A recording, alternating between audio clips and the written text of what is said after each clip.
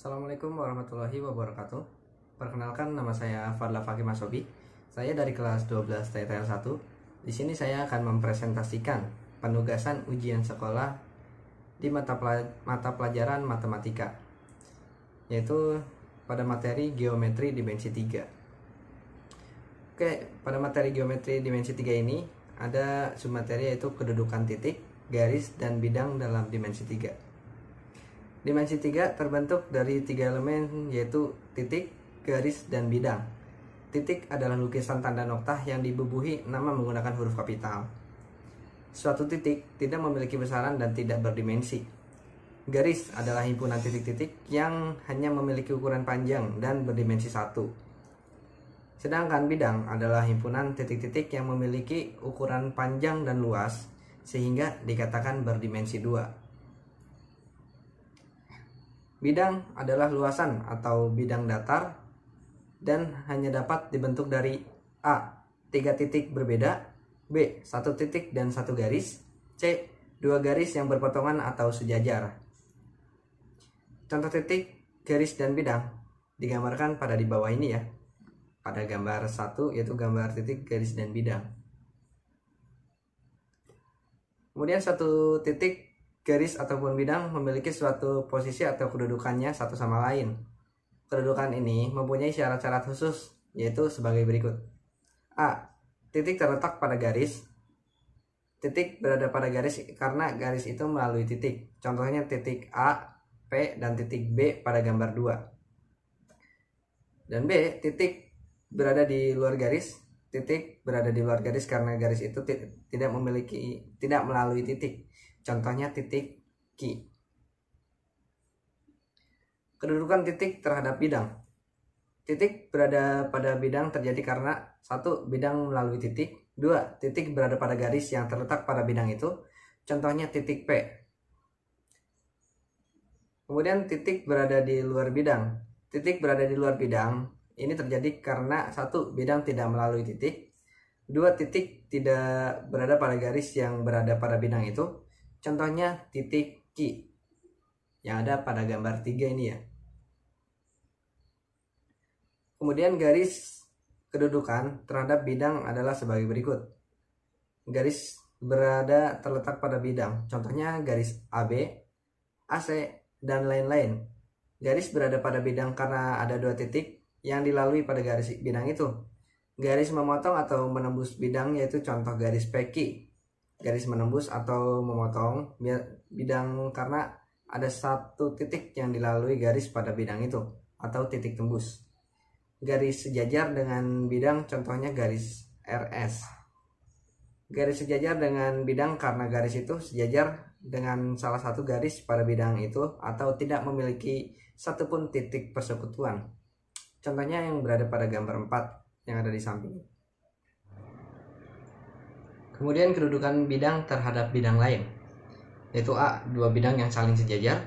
2 bidang sejajar apabila tidak ada satupun garis berpotongan bidang dari kedua bidang tersebut, yaitu ada di gambar 5. Kemudian B. 2 bidang saling berpotongan. 2 bidang berpotongan apabila terdapat garis perpotongan bidang, yaitu garis persekutuan yang merupakan bagian dari kedua bidang tersebut, yaitu ada di gambar 6. Kemudian C. 2 bidang saling berimpit. 2 bidang saling berimpit atau alfa dan beta ini apabila setiap titik yang terletak pada bidang alfa juga terletak pada bidang beta atau setiap titik yang terletak pada bidang beta juga terletak pada bidang alfa, seperti pada gambar 7. Kedudukan titik, garis, dan bidang memiliki suatu aksioma. Aksioma adalah sebuah pernyataan di mana pernyataan yang kita terima sebagai suatu kebenaran dan bersifat umum tanpa perlu adanya pembuktian dari kita sendiri. Aksioma terhadap kedudukan garis dan bidang adalah sebagai berikut. 1. Apabila dua buah bidang berpotongan tegak lurus, maka seluruhnya garis dari bidang 1 terhadap bidang 2 juga tegak lurus. Dan 2. Hasil perpotongan 2 bidang adalah garis, sedangkan hasil perpotongan 3 bidang dapat berupa garis atau titik. Untuk submateri berikutnya itu proyeksi titik dan garis pada bidang. Proyeksi adalah proses penyatuan atau pemindahan titik dan garis pada suatu bidang. Proyeksi dapat disebut juga dengan pencerminan. Proyeksi dilakukan dengan cara menjatuhkan titik atau titik tersebut pada garis tegak lurus terhadap bidang dan biasanya dilambangkan dengan tanda aksen. Berikut di bawah ini adalah bentuk-bentuk proyeksi titik atau bidang atau garis ke suatu bidang. Seperti pada gambar 9, proyeksi garis MN ke bidang A, C, G, E yang menghasilkan garis MN. Kemudian ada gambar 8, proyeksi titik T ke bidang A, B, C, D. Kemudian ada gambar 10, proyeksi garis D, G ke bidang M, D, H, F menghasilkan garis D dan G. Kemudian submateri yang selanjutnya itu jarak dari titik ke titik, titik ke garis, dan titik ke bidang. Jarak adalah panjang ruas garis penghubung kedua bangun itu yang terpendek dan bernilai positif. A. Jarak antara titik dan titik. Jarak antara titik A dan titik B adalah panjang ruas garis A, B, seperti pada gambar di bawahnya. Kemudian yang B, jarak antara titik dan garis. Jarak antara titik A dan garis G atau titik A terletak di luar garis G adalah panjang ruas garis AA aksen dengan titik A aksen merupakan proyeksi titik A pada garis G. Dengan perkataan lain, jarak antara titik A dan garis G ditentukan dengan cara menarik garis dari titik A tegak lurus garis G sehingga memotong garis A di titik A aksen. Maka garis AA aksen adalah jarak titik A dan garis G. Jika garis G terletak pada suatu bidang dan titik A berada di luar bidang tersebut, maka untuk menentukan jarak antara titik A dan garis G ditempuh dengan membuat garis AB yang tegak lurus bidang. Kemudian tariklah garis BC yang tegak lurus di garis G, sehingga diperoleh panjang ruas garis AC yang merupakan jarak antara titik A dan garis G, seperti yang ada pada di gambar di bawahnya. Kemudian C, jarak antara titik dan bidang. Jarak antara titik A dan bidang alfa adalah panjang ruas garis AA aksen dengan titik A aksen merupakan proyeksi titik A pada bidang A aksen karena A aksen garis tegak lurus A dan A aksen B, maka hasilnya adalah A aksen bidang alfa. Kemudian submateri berikutnya itu jarak dua garis sejajar. Jarak garis dan bidang yang sejajar, jarak dua bidang sejajar. A. Jarak dua garis sejajar.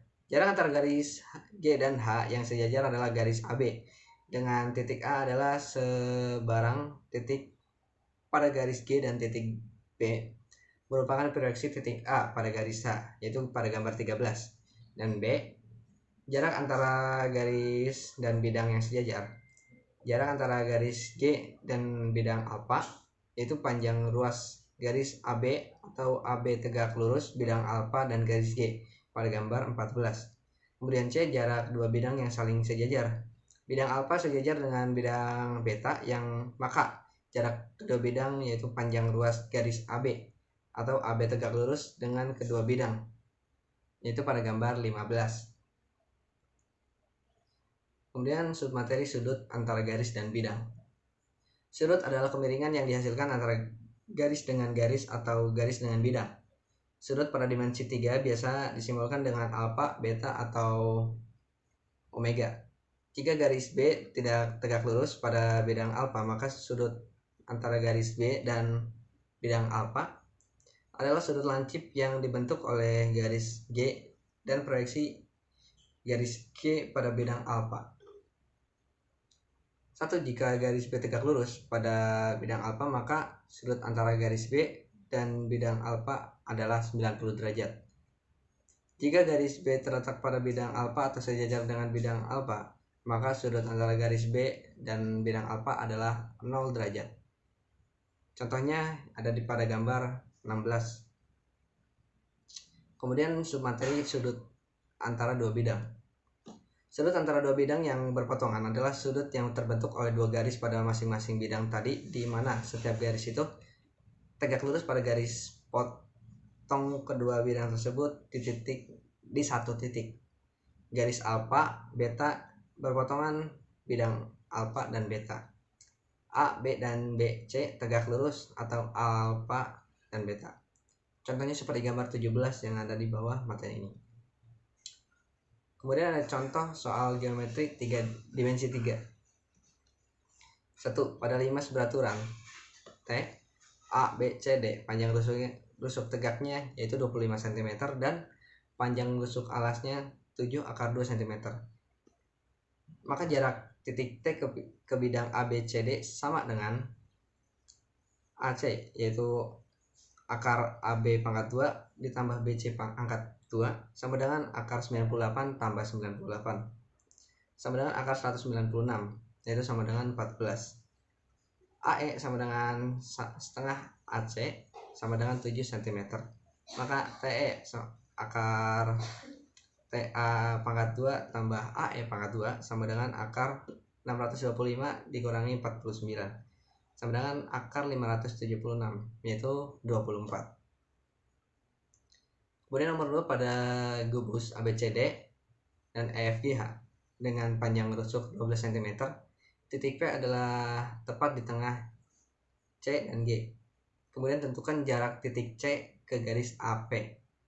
P yang ditentukan yaitu yang pertama cari panjang AP terlebih dahulu, yaitu caranya dengan AP sama dengan akar AC pangkat 2 ditambah CP pangkat 2 sama dengan akar dalam kurung 12 akar 2 pangkat 2 ditambah 6 pangkat 2 sama dengan akar 324 sama dengan 18 cm. Dilanjutkan menentukan jarak C ke AP.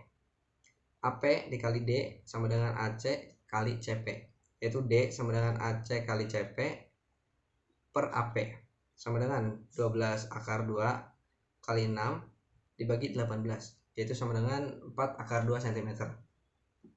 Kemudian contoh nomor 3 yaitu panjang rusuk kubus ABCD EFGH adalah 6 cm. Jika S adalah titik potong E, G, dan FH, maka jarak DH ke AS adalah HS tegak lurus dengan DH, HS tegak lurus dengan AS. Jadi HS sama dengan jarak DH ke AS, yaitu HF sama dengan akar 6 pangkat 2 ditambah 6 pangkat 2 sama dengan akar 72 sama dengan 6 akar 2 cm. Kemudian HS sama dengan setengah HF sama dengan setengah. Kemudian 6 akar 2 sama dengan 3 akar 2 cm.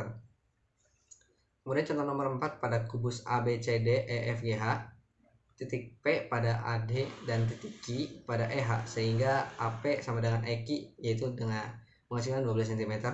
Jika panjang rusuk 12 akar 3 cm, maka jarak A ke BP QF sama dengan itu BP pangkat 2 sama dengan BA pangkat 2 ditambah AP pangkat 2 sama dengan 432 ditambah 144 sama dengan 576.